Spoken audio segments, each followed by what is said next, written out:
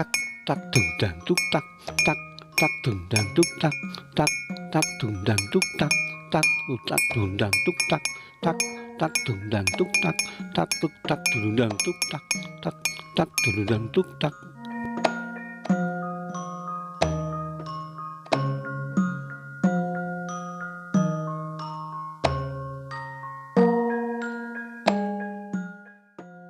Para sutresna budaya basa Jawi sugeng pepanggihan malih kalian Subadi Prawata. Ing kalodhangan menika badhe ngaturaken waosan buku basa Jawi Cerita Cekak. Anggitanipun Indra Tranggana kanthi irah-irahan Harwa Huweng.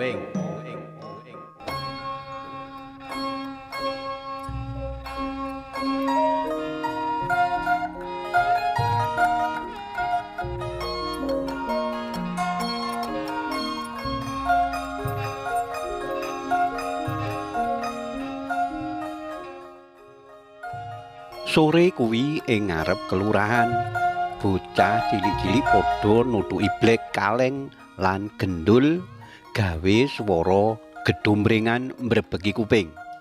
Wong-wong tuwa padha alok ngelikake nanging blas ora direwes. Anggone nutuk barang-barang malah sangsaya banter. Malah ana sing jejogetan. Bocah-bocah mau ngetutake lakune Harwa, priya kang umure udakara 47 taun, kang owah pikirane. Wong-wong padha njuluki dheweke Harwa Huweng. Klambi lan kathoke sing dienggo Harwa wis pating srempal lan pating srantil, suwek-suwek. Persis pakaiane gelandangan. Pak Harwa, jare kowe kepilih dadi wakil rakyat. Ayo, gek pidato. Bengoke kuncung karo nutuki blek karepe nggodani Harwa. Oke, rungokno ya. Hai wong-wong kang mlarat lan keserakat. Aku bakal gawe owah-owahan kanggo nasibmu kabeh. Sing nganggur bakal entuk gawean. Sing jumpo bakal tak jamin uripe. Sekolah ora mbayar. Reregan mesti murah. Kesehatan bisa dijangkau. Pokoke sarwa empuk eyup. Hidup Harwa, hidup Harwa. Bengoke Harwa kanthi guyu lakak-lakak. Hidup, jawabe bocah-bocah. Harwa sangsaya mantep. Pidatone arep diterusake.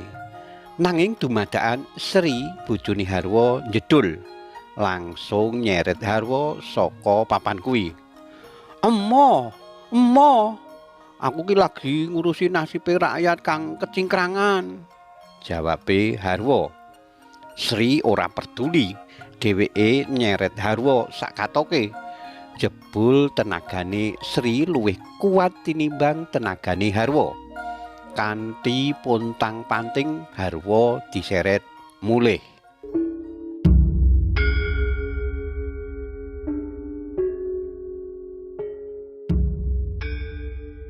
Taun wingi Harwa mantep njago dadi calon anggota legislatif ing Kabupaten Tedak Siti.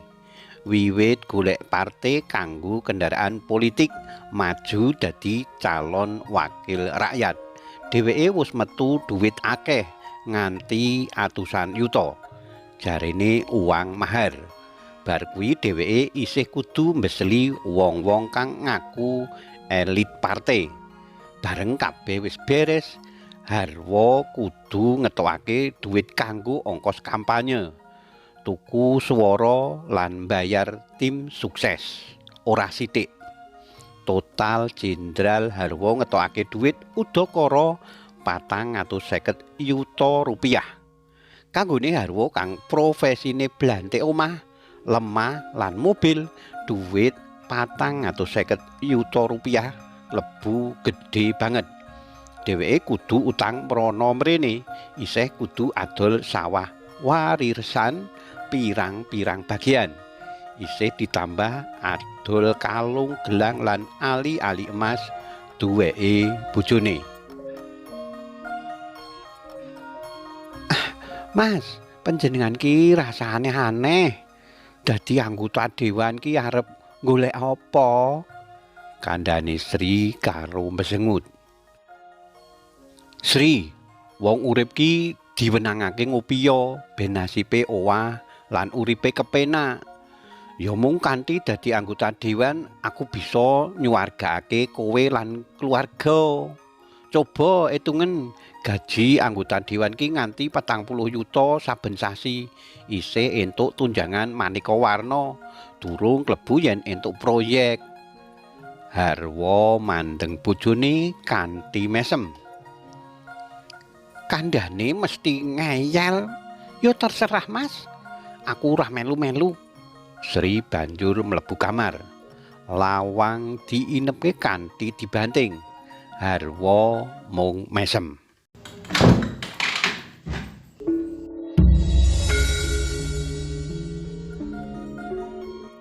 Hasil penghitungan suara pemilihan legislatif gawe dadane Harwa mengkap-mengkap. Jantunge deg-degan ora karuan. Baka siji Harwa maca jeneng-jeneng wong kang kepilih dadi anggota DPRD. Nanging jenenge Harwa ora ana. Harwa nyoba mbaleni maca. Sapa ngerti mripate ora awas.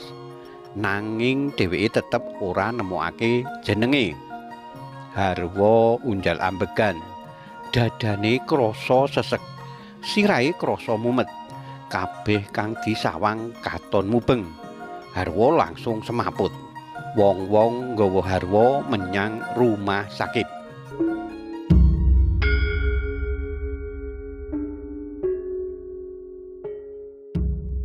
Sawise seminggu dirawat ing rumah sakit, kesarasane Harwa pulih.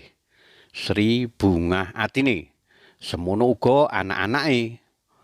Ora kepilih dadi wakil rakyat, ora apa-apa, Mas. Sing penting waras. Kandhane Sri karo tangane ngelus-elus sirahe Harwa. Bener, Pak. Aku yo ora pengen kok Bapak dadi anggota dewan. Kuwatir yen Bapak korupsi njur dihukum. Kandhane Dinda, anake mbarep kang lagi wae lulus SMA. Harwa guyu. Dheweke banjur kelingan duit 450 yuta kang wis ilang. Atine rumangsa getun.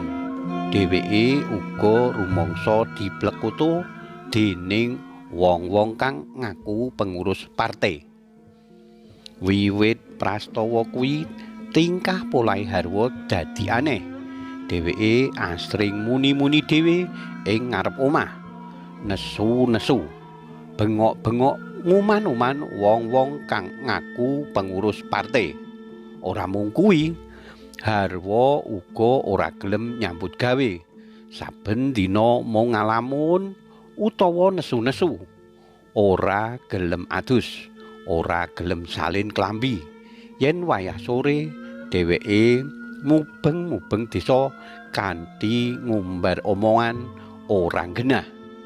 Bocah cilik-cilik padha ngetutake Harwa karo nutuki gendul, blek, piring, kaleng lan ember.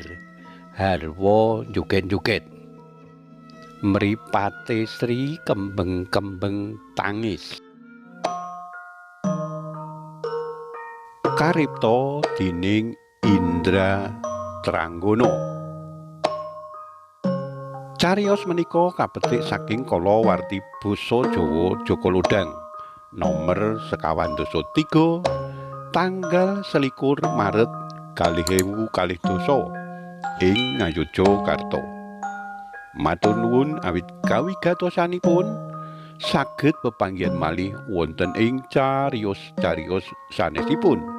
Matur nuwun. Nuwun.